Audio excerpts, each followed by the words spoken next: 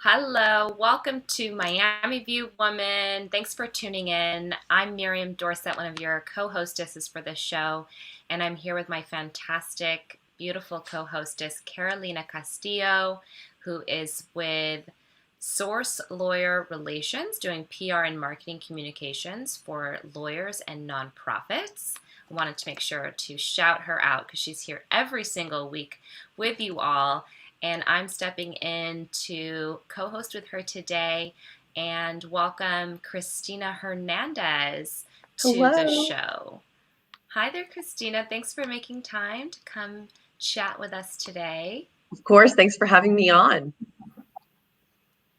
Yes, Cristina is a mother. She's a female entrepreneur and she is multi-talented, also hosting a show on our partner network, Miami's Community Newspapers, every Monday at 10 a.m., correct? 11 a.m. At 11 a.m. on Mondays.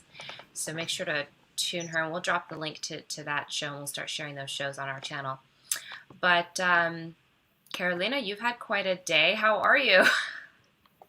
So thank you, Miriam, and for that introduction. And thank you, Cristina Hernandez, for being here. Otra Latina. I'm so excited to have you on. I have had a crazy week. I'm going to share. I not only had a stomach flu, but then my building today didn't have any electricity, didn't have water.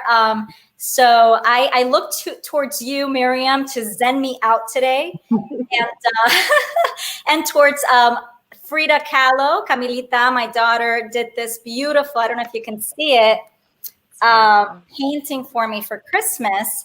And I'm feeling Frida today. Look, I'm even wearing it right now. Look how cool this is. Is that cool or what? That's beautiful. So when I'm feeling a little crazy, I need color and I need Frida. So I mean, talk about a strong woman, Frida Kahlo. Yes. I'm such a fan. And how are you both feeling? I know the president got impeached this week. The good news is the good news for me is the president got impeached this week. My mother, 67-year-old, got her vaccine, her first dose of the COVID vaccine. So I'm feeling pretty grateful. How are you both feeling today? I am feeling great. I am happy that he got impeached. I'm also sad because I feel like there's still so much tension overall. I recently just did a post on my social media that was just like, no matter who we all voted for, doesn't matter. Like we can all be. It was a post about being kind to one another, and it just became then this platform for everyone to say, well, it's not okay to support a racist. And I'm like, this has nothing to do with, just about like, it's past us, let's be kind. So I feel like there's still a lot of healing overall. I felt like that post was such a microcosm of what the overall sentiment is today. And there's still a lot of healing that needs to be done. I think that people are looking for accountability. Mm-hmm. And though we are seeing a lot of arrests, thank God, and we are seeing the truth really come out right now, people are really looking for an indictment, to really be held. I think the impeachment is just the first step, and then it goes into the Senate for an indictment. And so I think that's the way to heal right now for the community. But I understand where you're coming from in regards to, this is kind of out of our hands right now. Let's treat each other better, treat each other with kindness, right? Yeah. No, I get it. I'm with you. Yeah, that's a great message to spread, Cristina, during these times for sure. It's just compassion and kindness, understanding. Everyone is so on edge, like they have an agenda to, and I understand why, but they're just so on edge that they have an agenda to defend or isms that aren't acceptable, which I understand, but like everyone, I feel like the world just needs to take a deep breath, and we all need to be able to communicate in an open way, because it's not happening. Yeah, it's hard. They're hard times, definitely. Mm-hmm. So I want to go into you as a woman entrepreneur. I know we were talking behind the scenes in regards to you being a woman entrepreneur and now having your own show. And I was sharing with you that I was the president of the Women's Chamber of Commerce of Miami-Dade County in 2018, where we promote women entrepreneur and women-owned businesses. So I want to go into what drives you in these hard times, because we are talking about hard times. What motivates you to get up in the morning, and really do what you do? So my show on Mondays is to support women entrepreneurship, women in business. When COVID happened, I'm in sales, and sales wasn't happening. Like, everything just stopped. And my husband was doing a show on Miami community newspapers. He's an attorney doing activist things and interviewing a lot of people that were running for different positions. And Grant was like, "Hey, how about you host a show? You're a mom, you're you're a businesswoman, and you have a show focusing on women." And I loved it. Most of my business is meeting with other women. It's a way to still be part of the community and still interact. What drives me in the morning is connection. How can I connect with others? How can I be a better person? How can I be of service to others? And this show has been such a great platform for that, to still be able to get out when people aren't really meeting. Community newspapers really has been able to do it in the safest way possible with that plexiglass thing in between us, and have meaningful conversations with other people and help them promote their business. I love that. It's so interesting, seeing it through the lens of my daughter for Christmas. And most kids, it's all about them. And they miss the big picture, that it's really in doing for others that you gain the most. So that's what I've enjoyed the most about my show and what drives me. That's beautiful. I agree. Community News is a great supporter. I've really enjoyed doing my show on their network, and they, continue to support Miami View Women as well. Who are some of the highlight guests, as you think back, that you had on your show? I have to tell you, I have loved every single one of them. I will say the ones that stand out the most are the ones that are the most relaxed and have fun and are enthusiastic. They just make it easy. There was these two women that I interviewed. They were separate, but they kind of worked together. One is Dr. Michelle Weiner, and the other was Sherry Kaplan. And Dr. Weiner, she's an MD. She's in the cannabis field, and she prescribes CBD, and she's doing ketamine assisted therapies. What she's doing is kind of groundbreaking, because I have other friends that are doctors that would never touch that with a 10-foot pole. And she's really thinking outside of the box. And when you talk to her, she wants to treat people holistically, which you find missing so much in medicine today. It's like, I have a headache. Take some Tylenol. Oh, I have a sore throat. Here's a Z-Pack. And it's just like, what really is going on? Is there something you're eating that could be causing this sore throat? Like, I'm just giving a random example, but hearing her speak, and we're listening to her speak and hearing how she really gets into her patients. Like, the whole ketamine assisted therapy was about people dealing with PTSD. And she really emphasizes the whole assisted therapy, that it's not like you just go one time and it's one and done. It's a whole series, and assisted. It was a great interview. I loved her. I want to keep promoting what she does. I mean, like all of them. Sandra Leva, she started, oh my gosh, she does Soup to Bones is her Instagram. But she has started this platform because there was so much work happening, or these people do a lot of their work at, not fairs, but what is it that on the weekends when we go and buy our veggies at these Flea organic, markets. these markets. So she was creating one online. So Yes. yeah, I loved her. She's awesome. I love how you're so similar to our show, right? Because we're promoting women, we are promoting entrepreneurial women, and Yeah. just badass women in general. Yeah. Yeah. But I'd love to hear more about you. So I love you already because, I'm meeting you today for the first time and you're like promoting other women. So women helping women. I love that. I agree. How about you? Like what challenges have you seen with COVID right now in regards to your entrepreneurial business? Okay, so I started 2 weeks before I started March 1st with a company called Cashware. Cashware does blankets and jackets and baby blankets, robes, very high-end luxury. And 2 weeks I started on March 1st. 2 weeks later starts the pandemic and everything got shut down. I could have easily been let go.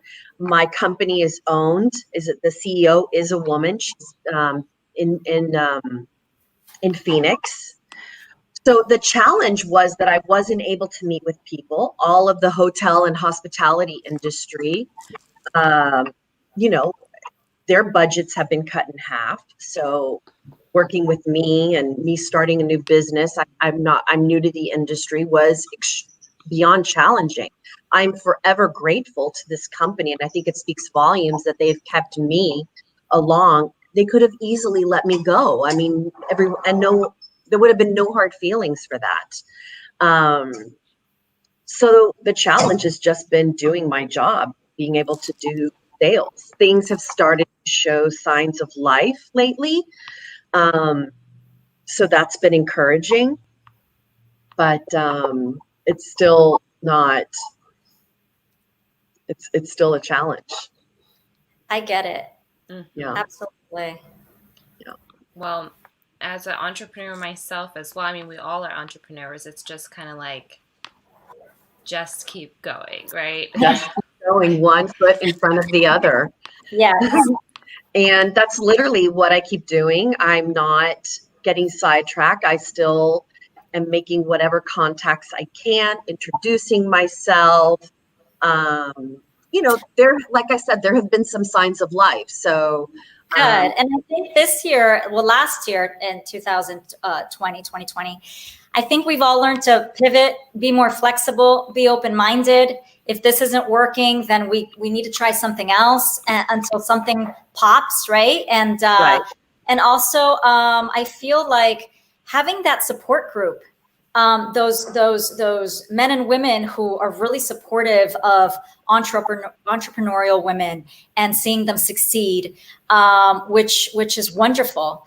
Have you had that as well? I mean, you did say that you have had that, and now you're giving back in regards to your show. So what else do you think entrepreneurial women can do 2021 to help their businesses? Like we're saying, keep going and don't give up. I love what Miami Community Newspapers is starting, and I feel like it has a future in something. I mean, like it can keep growing, and I want to help more women. I want to have more women on my show every week. Like, how can I spread the word of what I'm doing more? How can we promote other women? I don't know. This is what we're doing. And I think it's important, but it's like, how do we share this information to others and let them know that this platform exists and that we want to help support their business. What advice I have is just keep going. Eventually, I feel like the universe will find its way, because it has a funny way of doing that. And so, you know what I also find pretty amazing is also volunteering, right? yes. So go into organizations and volunteer, or I'm with Roots List Miami. We do pro-choice democratic women. I've been doing that for a while now. I'm on the leadership team, and that really opens up your network as well, right? Mm-hmm. So just getting into things that really bring you passion, really bring you joy, Yeah. and being involved, and that really opens up your community as well. Yeah. And giving I back, do. Yeah. giving back is such a powerful thing. I'm a member of Plymouth Congregational Church, and they own a thrift shop in the Grove. So I do a lot of volunteering for them. And for the thrift shop, I do a lot of these videos. So if you follow them on Instagram, you'll see me splattered all over their Instagram doing videos promoting what they do in the community and what's available in the store. That's wonderful. I love that. I'm a huge fan of shopping sustainably and thrifting. And yeah, I mean, it completely aligns with me, because it's just, again, thrifting, not being wasteful. There's so much fast fashion that I don't agree with. This is a whole nother conversation that I could go on and on about. It helps with climate change. It does.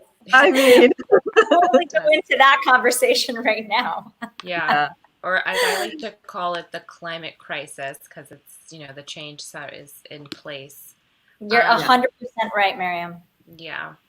So, Cristina, as we're talking a little bit about your show, we do Miami View Woman here. I've got Race to the Top. I would love to get some information from you on, how do you go about planning your show? How do you decide on what guests you're going to bring on?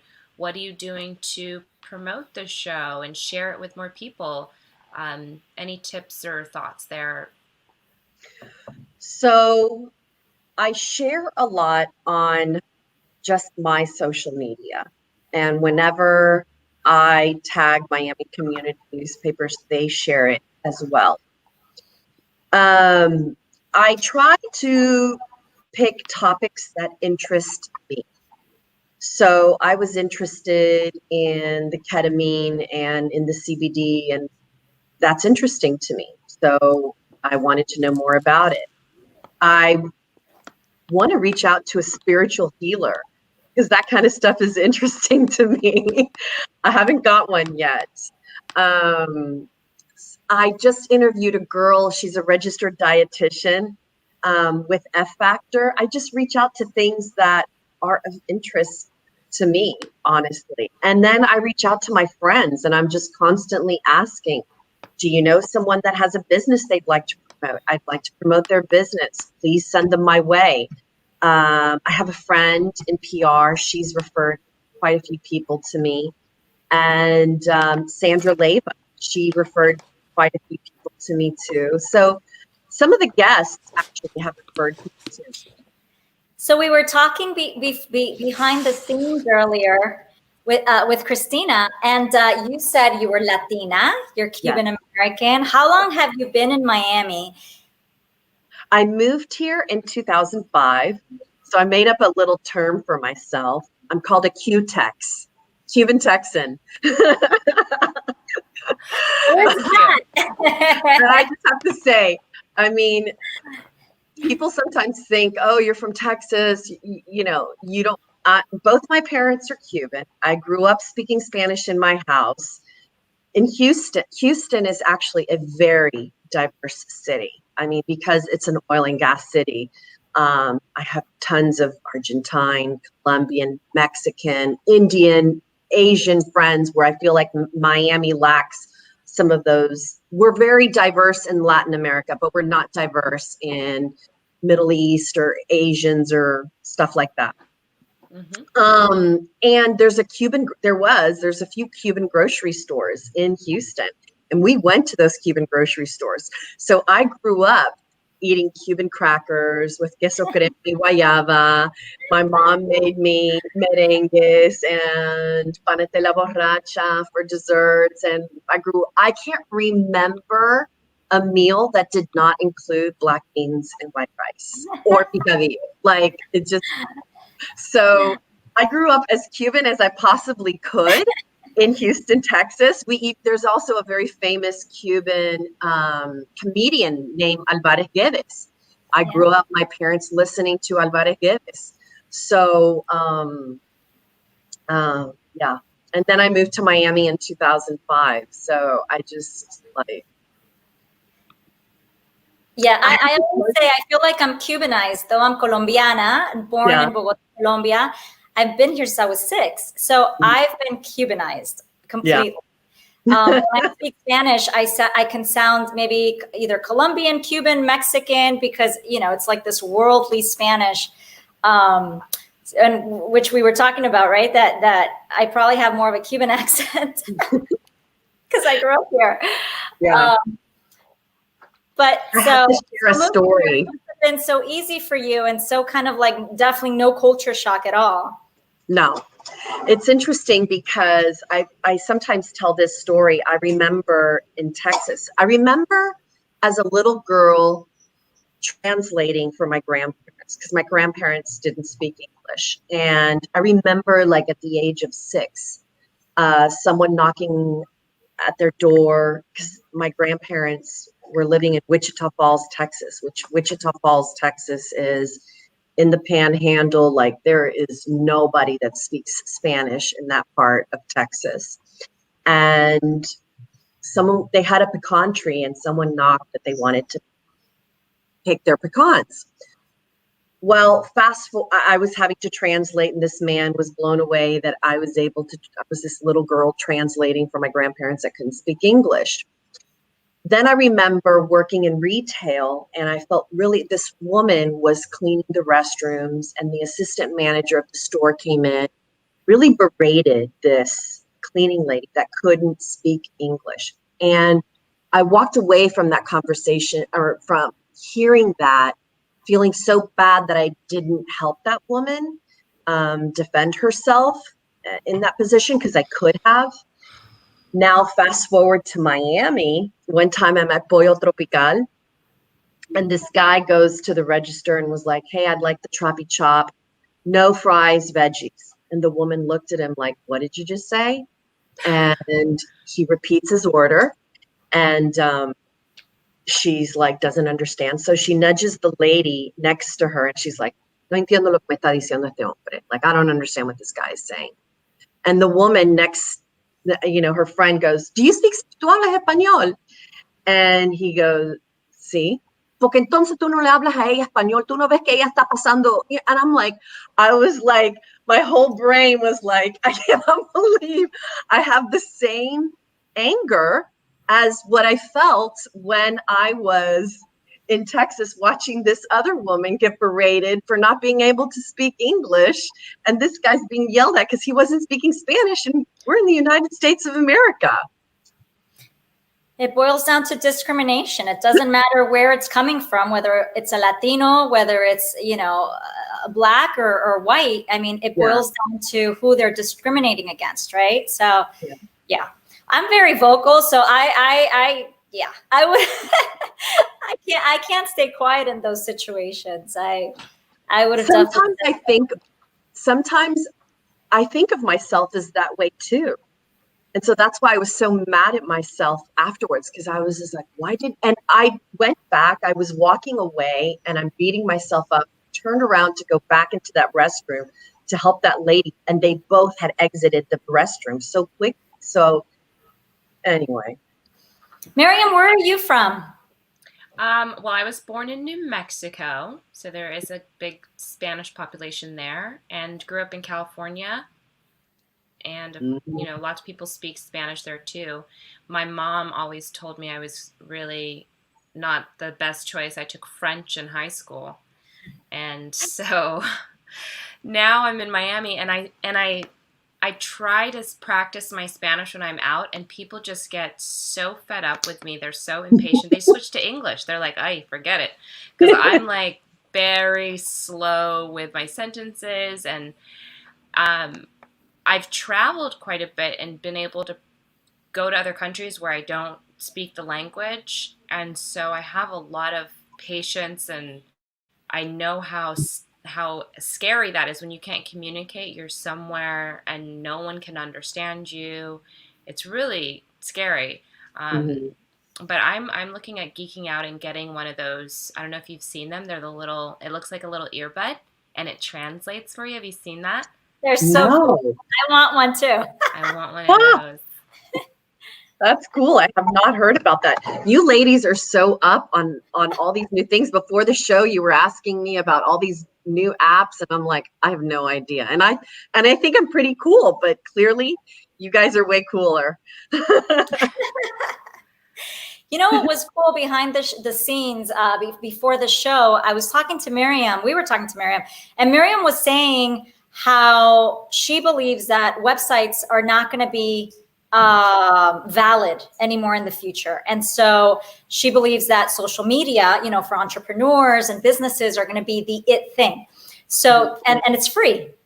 Do you want to talk a little bit about what you were saying? I really like that because it's Yeah. very entrepreneurial minded and it could help a lot of businesses right now. It's true. Thank you. And you're right. I think websites are kind of, they're aging out. A lot of the technology that you see being available on websites, the reasons why a business or a brand would have a website, that is phasing out. You can shop directly from Facebook. You Yeah. can shop directly via text message with a brand. You can be presented with an entire catalog. The technology is there available now. If you need questions answered, information, websites are gonna start to be phasing out. I really do see that. So the way that we started talking about this was I'm slowly tagging Carolina on all of my different Instagrams, and she's like, well, I'm like, well, You have. I have so many because they're like free domain names. You want to snatch those up if you're an entrepreneur. Snatch up your domain names on every platform, whether it's TikTok, if it's Instagram, Facebook. I mean, I'm an early adopter. Now I'm on Honk. Just that last week, I downloaded 2 new social network ones just to simply snatch up the domain names because you never know what the new one is going to be that's going to hit and take off. And then I'll add it. I know we're going a little bit over time, but this is another little nugget is if you're an entrepreneur and you're thinking, oh, I want to build an app, I would highly advise against that. Apps are really difficult to scale and build. And when you look at your customer funnel, it's just really hard to get to that tiny little target audience. But building things that are like an API that you can plug in to another already existing application that has market share, you're starting to see the larger brands open up their platform so you can build upon it. And even in your iPhone, looking at building these types of things with your, let me pull up someone that's not going to mind my sister maybe, your applets. This is where it's going to be at. These are your little applets. That's where you plug in, you build something there, your store, your capability to shop, a bot for your brand and your business, and you start to automate your processes and scale it out. That's the future, in my humble opinion. I agree with you. Who visits a website these days? I will tell you, sometimes you do go to a website when you want a little more, if there's a specific reason to go to it. But otherwise, yeah. I mean, I am shopping. Things show up on my Instagram, and I'm doing that. So I agree. It's moving in that direction. Mm-hmm. Yeah. Well, and with that, it is 5:30, and we'd love to invite you, Cristina, to Clubhouse. Okay. And it's an app that is, you can have different chats in it. It's kind of almost like streamlined podcasting, and you can invite people to your conversation. I believe right now, Miriam, correct me if I'm wrong, it's only through Apple, right? Through your Apple phone. But I know Miriam specifically is really on that, and she hosts a lot of fun conversations there. And we're going to be on that right after the show. And I our am viewers. an Android girl. Okay. So I don't know. I might not be able to get Clubhouse then, since it's only available to iPhone. That is true. Well, that's okay. We'll have you on the show again so you can tell us more of what you're up to and what you're doing. And I'd love to have you on my show, Carolina. I'm going to have Miriam in a couple of weeks. And so I need to have you on. So let's connect after this, because I would love to have you on. Sounds great. And this is what it's all about. Really, women supporting women, especially women-owned businesses and entrepreneurs in this really hard COVID time. Yes. So thank you for being here with us today. Thank you so much. Thank you. Thanks, Bye. guys.